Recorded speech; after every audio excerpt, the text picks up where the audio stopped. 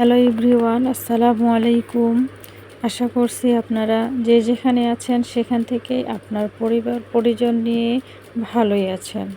সৃষ্টিকর্তার কাছে দোয়া করি আপনারা যেন সবাই ভালো থাকেন। আলহামদুলিল্লাহ আমিও ভালো আছি। সৃষ্টিকর্তা আমাকে ভালো রেখেছেন, সুস্থ রেখেছেন। তাই তো রান্নাবান্নার কাজে লেগে পড়লাম। রান্নাবান্নার সাথে ছোট্ট একটু ব্লগ নিয়ে হাজির হয়ে গেছি আপনাদের সামনে। আশা করছি আপনারা পুরো ব্লগটির সাথেই থাকবেন। তো একটা লাইক দিয়ে কিন্তু আমার এই ব্লগটি কন্টিনিউ করার চেষ্টা করবেন। তো সকাল সকাল আমাদের রান্না বান্না না করলে তো একদমই চলে না। সকালবেলা রান্নাটাই আমাদের সবথেকে ভারী কাজ। রান্নাটা শেষ হলে কিন্তু অন্যান্য যে কাজগুলো আছে, রান্নাটা যদি তাড়াতাড়ি শেষ হয়ে যায় তবে কিন্তু অন্যান্য কাজগুলোও তাড়াতাড়ি শেষ হয়ে যায়। আর যদি রান্না বান্নাটা দেরি হয় তবে দেখবেন যে এদিককার কাজগুলোও কিন্তু দেরি হয়ে যায়। আমি কিন্তু সর্বপ্রথমে ফ্রেশ হয়ে কিন্তু রান্নাটা করে নিই সকাল সকাল। তো রান্নাটা করে নিলে অন্যান্য কাজগুলো কিন্তু সুন্দরভাবে করা যায়। আর দুপুরবেলা রান্না করার অভ্যাস কিন্তু আমার নেই।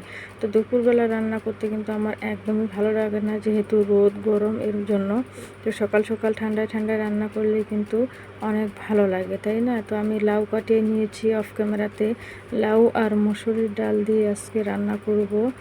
আর লাউটাকে ধুয়ে আমি পাতিলের মধ্যে উঠিয়ে নিয়েছি এবং কি ডালটাও উঠিয়ে নিয়েছি। এখন কিন্তু মরিচ, পেঁয়াজ, আদা, রসুন যত কিছু আছে, মশলা টশলা সব কিছু কিন্তু আমি দিয়ে দিব একবারে কিন্তু মাখিয়ে নিয়ে তারপর কিন্তু তরকারিটা বসিয়ে দেবো। এদিকে আমি কিন্তু ভাত বসিয়ে দিয়েছি চুলার মধ্যে।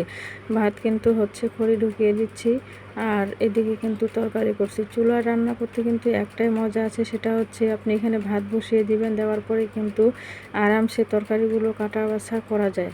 তো আমরা কিন্তু এইভাবেই রান্না করি, যেহেতু আমার ফ্যামিলি অত বড় না, ছোট্ট একটা পরিবার। আমার 2 মেয়ে, আমার হাজব্যান্ড আর আমি। তো সেহেতু কিন্তু আমাদের খুব একটা বেশি রান্না করতে হয় না, অল্প স্বল্প রান্না করলেই কিন্তু হয়ে যায়। তো তাই কিন্তু আমার কোনো অসুবিধা হয় না। আমি ভাত বসিয়ে দিয়ে কিন্তু তরকারি কাটা বাছা সব কিছুই করতে পারি। তো আমি কিন্তু রসুন ছিলতেছি এখন। একটা সময় না আমি সংসারের কোনো কাজ করতে পারতাম না। যখন আমার বিয়ে হয়েছিল তখন কিন্তু আমি কোনো কাজেই করতে পারিনি। তো বাবার বাসায় যখন ছিলাম তখন তো পড়াশোনা নিয়েই ব্যস্ত ছিলাম। কখনো মানে কাজ করা হয়নি, রান্নাবান্না করা হয়নি বা অন্যান্য কাজও করা হয়নি। পড়াশোনা নিয়ে সবসময় ব্যস্ত ছিলাম। তো পড়াশোনা করতে করতে তো বিয়ে হয়ে গেল, তো শিখবো কখন? তো যখন শ্বশুরবাড়ি চলে আসলাম তখন কিন্তু আমার অনেকটা সমস্যাও হয়েছিল, যেহেতু আমি রান্নাবান্না করতে পারি না। তো ধীরে ধীরে আস্তে আস্তে সব কিছু কিন্তু শিখে নিয়েছি। তো আমার সব কিছু রান্নাবান্না সব কিছু শেখা কিন্তু আমার শ্বশুরবাড়িতে, বাবার বাসা থেকে নয়, এখানেই কিন্তু প্র্যাকটিক্যাল করতে করতে কিন্তু আমি রান্না করতে পেরেছি। তো আমার শাশুড়ি কিন্তু ডায়াবেটিস রোগী ছিল। যখন আমার প্রথম প্রথম বিয়ে হয় তখন কিন্তু আমি তো কোনো কাজই করতে পারি না, রান্না বান্না হোক বা যে কোনো কাজ হোক। তখন রুটি বানাতে পারি না। আমার শাশুড়িকে আমি ওইভাবেই রুটি বানিয়ে দিয়েছিলাম, যেভাবে পেরেছিলাম ওইভাবে। তো আমার শাশুড়ি বলেছিল যে তুমি এইভাবেই করতে থাকবা, করতে করতে একদিন দেখবে যে তুমি রুটি বানাইতে পারবা। যেই কাজটা পারবা না সেই কাজটা বারবার চেষ্টা করলে অবশ্যই সেই কাজে সাকসেস হওয়া যায়। আর যে কাজটা পারবো না সেটা পারবো না বলে রেখে দেওয়া কখনোই যাবে না। চেষ্টা করলে অবশ্যই সব কিছুই সম্ভব। সেই কথাটি কিন্তু আমার এখনও মনে আসে।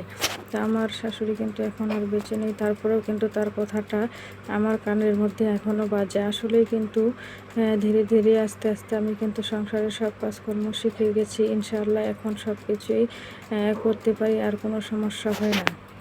সব কিছু শিখে এখন কিন্তু সংসারটাকে আলাদা করে সুন্দর করে কিন্তু আমি সাজিয়ে নিয়েছি। আমার ছোট্ট পরিবারটাকে নিয়ে আমি আস্তে আস্তে এগিয়ে যাচ্ছি ইনশাআল্লাহ। আমার 2 সন্তানকেও যেন আমি ভালোভাবে মানুষ করতে পারি, সেই চেষ্টাটা সবসময় করছি। আর আমি কিন্তু সবসময় নিজেকে নিয়ে ব্যস্ত থাকার সব থেকে চেষ্টা করি। তো আমার কি যেন একটা ছিল না, এখানে ঘরে গেলাম আনার জন্য। ক্যামেরাটা কিন্তু অন করাই আছে। তো আমি পীড়ার মধ্যে বসে কিন্তু রান্না করি। আমার কাছে কিন্তু অনেক অনেক ভালো লাগে। কে কে আমার মতো এইরকম চুলার মধ্যে রান্না করে পীড়াতে বসে আর রান্না বান্না করেন, আমাকে একটু কমেন্টে সবাই জানিয়ে দিবেন। তো চুলার রান্না কিন্তু খেতে অনেক বেশি মজা। ভিডিওটা ছিল কয়েকদিন আগের শ্যুট করা, তো ভয়েস দিতে পারিনি, এই জন্য সেই ভিডিওটা আপলোড করা হয়নি। তো ঘর থেকে আমি মরিচ নিয়ে আসলাম ফ্রিজ থেকে। তো কাঁচা মরিচ ফ্রিজে ছিল, এখানে ছিল না, তাই কিন্তু নিয়ে আসলাম কাঁচা মরিচ। তো কাঁচা মরিচগুলো কিন্তু এখন ধুয়ে আমি কেটে দিব লাউয়ের তরকারিতে। আসলে লাউয়ের তরকারি কিন্তু গরুর মাংস দিয়ে খেতে অনেক অনেক বেশি মজা। তো আজকে কিন্তু গরুর মাংস দিয়ে করব না, আজকে শুধু ডালটা দিয়েই করব।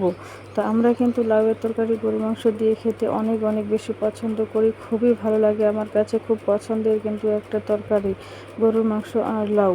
তো আমার কাছে কিন্তু অনেক ভালো লাগে। কে কে গরুর মাংস দিয়ে লাউয়ের তরকারি রান্না করেন সবাই একটু কমেন্ট বক্সে অবশ্যই জানিয়ে যাবেন। তো আমি এদিকে কিন্তু মরিচ কাটছি, মরিচ কাটার পরে তরকারিতে দিচ্ছি। তো আমার যখন বিয়ে হয় তখন কিন্তু অনেক কম বয়সে আমার বিয়ে হয়েছিল। যখন এসএসসি পরীক্ষা দিয়েছি, এসএসসি পরীক্ষা দেওয়ার পরে ইন্টার ফার্স্ট ইয়ারে তখনই কিন্তু আমার বাবা আমাকে বিয়ে দিয়ে দেয়। তো আমি কিন্তু তেমন সংসারের কাজকর্ম করার সুযোগ একদমই পাইনি। তো সবসময় পড়াশোনা নিয়ে ব্যস্ত থাকতাম, আর রান্না বান্না বা ও সংসারের অন্যান্য কাজ কীভাবে করবো, তাই না? তো এই জন্য করা হয়নি। তো এখন কিন্তু সব কিছু শিখে গেছি, আর কোনো সমস্যা হয় না এখন। তো তারপরেও আমি কিন্তু কোনো কাজে কখনো ফাঁকি দিই না, আমি সব কাজ করার চেষ্টা করি। কখনো বলি না যে এটা পারি না বা ওটা পারি না। অনেকে আছে না যে অলসতা করে কিন্তু সেই কাজটা করতে পারলেও কিন্তু বলে যে আমি পারি না। আমি কিন্তু সেই রকম না, আমি না পারলেও আমি কিন্তু কাজের আগে থাকি, কাজের মধ্যে কখনো পিছিয়ে থাকি না। আর কোনো কাজ দেখে আমি থাকতেও পারি না। সেই কাজটা যতক্ষণ পর্যন্ত না হবে ততক্ষণ পর্যন্ত কিন্তু আমি শান্তি পাবো না। তো কাজকর্ম তো করতেই হবে, কাজকর্ম করতেই কিন্তু আমার কাছে অনেক ভালো লাগে। আজ শুক্রবার, কয়েকদিন থেকে তো বৃষ্টি হচ্ছে, সকাল থেকেও বৃষ্টি হচ্ছে, রাতেও বৃষ্টি হয়েছে। তো বৃষ্টি হচ্ছে, আমি কিন্তু ঘরের মধ্যে এখনও আমার বাচ্চা কাচ্চাগুলো বা আমার হাজব্যান্ড কেউ ঘুম থেকে ওঠেনি। তো আমি ঘরে বসে বসে কিন্তু ভয়েস দিচ্ছি। তো আমার ভয়েসটা কেমন হয় আমি জানি না, অনেক খারাপ হয়। তো তারপরেও আপনারা একটু ক্ষমা দৃষ্টিতে দেখবেন। চেষ্টা করছি সামনে যেন ভালো কিছু করতে পারি, সুন্দর সুন্দর কন্টেন্ট আপলোড করতে পারি, এবং কি সুন্দর ভয়েস দিয়ে কিন্তু ভিডিওটা আপলোড করতে পারি। তো আমার কিন্তু ভাত হয়ে গিয়েছে, একটা পাতিল নিয়ে গেলাম, সেই পাতিলে কিন্তু আমি ভাত মার পাশাই। তো ভাতগুলো ওইখানে নিয়ে যাব, নিয়ে যাওয়ার পরে কিন্তু মার পাশাবো এইভাবে। তো আমি কিন্তু রাইস কুকারে সবসময় ভাত রান্না করি না, যখন বেশি তাড়াহুড়ো থাকে তখন কিন্তু রাইস কুকারের মধ্যে বসিয়ে দিই। তো চুলার যে ভাতটা আছে সেই ভাতটা কিন্তু অনেক বেশি ভালো লাগে, কারণ সেটাতে আমরা মার পাশিয়ে নিই। আর রাইস কুকারে তো মারটা পাশানো হয় না, সেখানেই মনে করেন যে বসা ভাত হয়ে যায়। তো আমরা বসা ভাত খেতে কিন্তু খুব একটা অভ্যস্ত নয়। তো চুলার মধ্যে রান্না করলে কিন্তু সেই ভাতটা অনেক বেশি ভালো হয়, ঝরঝরে হয়। তো আমার কাছে কিন্তু ভালো লাগে, আমি সবসময় কিন্তু চুলার মধ্যেই রান্না করি। তো সকালবেলা রান্নাটা করে নিই, সারাদিন চলে যায়। আর পরবর্তী সময়ে যদি কোনো কিছু লাগে তখন কিন্তু ঘরে রান্নাঘরেই করে নিই। তো আমি কিন্তু সকালে যেটা রান্না করি সেটা দিয়ে কিন্তু সারাদিন হয়ে যায়। তো একবার রান্না করে নিলে সকাল দুপুর রাত হয়ে যায়। তরকারিগুলো বেশি করে রান্না করে নিয়ে নিই, হয়ে যায় কিন্তু সব সময়। আজকে ভয়েসটা দিতে কিন্তু অনেক অনেক খারাপ লাগতেছে আমার কাছে, কিন্তু খালি ঘুম ধরতেছে, ঘুম ধরতেছে, মনে হচ্ছে যে বিছানার মধ্যে যাই আর সারাদিন সারা রাত ঘুমাই। আসলে শরীরটা খুব একটা ভালো না, তো মানে অনেক দিন থেকেই তো অসুস্থ আছি, এইভাবে চলছি ফিরছি। তো তারপরেও কিন্তু আমরা যারা মেয়েরা আছি, আমাদের শরীর যতই চলুক বা না চলুক, আমাদের সংসারের কাজকর্ম কিন্তু করতেই হবে, তাই না? আমরা তো ফেলে রাখতে পারি না, আমাদের কাজ আমাদের অবশ্যই করতে হবে। তো এইভাবে চলছি ফিরছি খাচ্ছি। আপনারা সবাই আমার জন্য দোয়া করবেন, সৃষ্টিকর্তা যেন সবসময় আমাকে ভালো রাখেন, সুস্থ রাখেন, এবং কি বিছানায় যেন আমি কখনো পড়ে না থাকি, এটাই সব সময় দোয়া করি, যেন সৃষ্টিকর্তা আমাকে সবসময় ভালো রাখেন। তো ভাতগুলো মার বসিয়ে নিলাম, নেওয়ার পরে পাতিলটা একটু চুলার মধ্যে বসিয়ে দিলাম। তো একটু বসিয়ে দিলে যে ভেতরে পানিটা থাকে অল্প স্বল্প, সেটা কিন্তু শুকিয়ে যায়, তাই জন্য কিন্তু মার বসানোর পরে পাতিলটা একটু কিন্তু বসিয়ে দিতে হয়। তো একটু পটপট করলেই ভাতগুলো তখন কিন্তু আমরা নামিয়ে নিই। তো আমি কিন্তু চুলার মধ্যে খড়ি ঢুকিয়ে দিচ্ছি। এরপর কিন্তু আমি ভাতের হাঁড়িটা নামিয়ে নিব। নামানোর পরে কিন্তু যে আমি তরকারিটা রেডি করেছি সেই তরকারিটা কিন্তু বসিয়ে দেব। তো আমি দাঁড়িয়ে আছি যে ভাতগুলো এখনও পটপট করে না, তো একটু ভালোভাবে পটপট করুক, তারপরে কিন্তু নামিয়ে নেব। এই যে আমি একটা কাপড় দিয়ে পাতিলটা নামিয়ে নিচ্ছি, নেওয়ার পরে কিন্তু পাতিলের জায়গায় পাতিলটা রেখে আসলাম। রাখার পরে কিন্তু আমি যে তরকারিটা রেডি করেছি সেই তরকারিটা কিন্তু আমি এখন বসিয়ে দিব, লাউয়ের তরকারিটা। তো এদিকে পেঁয়াজ রসুন যে ছিলছি সেই খোসাগুলো কিন্তু একখানে জড়ো করে রাখলাম, তেজপাতা দিয়ে দিলাম তরকারির মধ্যে, আর নকরি দিয়ে একটু ভালোভাবে নেড়ে দিলাম তরকারিতে। তো এই পর্যায়ে আমি কিন্তু এখন একটু পানি দিব। তরকারির মধ্যে পানি দেওয়ার পরেই কিন্তু আমি ঢাকনাটা লাগিয়ে দিব। দেওয়ার পরে কিন্তু চুলার মধ্যে বসিয়ে দিব। তো একটু নেড়ে চেড়ে দিলাম। দেওয়ার পরে কিন্তু এখন ঢাকনা দিয়ে ঢাকা দিচ্ছি। দেওয়ার পরে কিন্তু চুলার মধ্যে বসিয়ে দিলাম। এদিকে আমি কিন্তু খড়ি ঢুকিয়ে দিচ্ছি। তো চুলার মধ্যে রান্না করতে কিন্তু অনেক অনেক মজা লাগে। তো এখন পর্যন্ত আমার এই ভিডিওটির সাথে যে সকল ভাই ও বোনেরা আপনারা ছিলেন বা আছেন, আপনাদের প্রতি আমি অনেক অনেক কৃতজ্ঞ এবং কি আপনাদের জন্য মন থেকেই অনেক অনেক দোয়া রইল।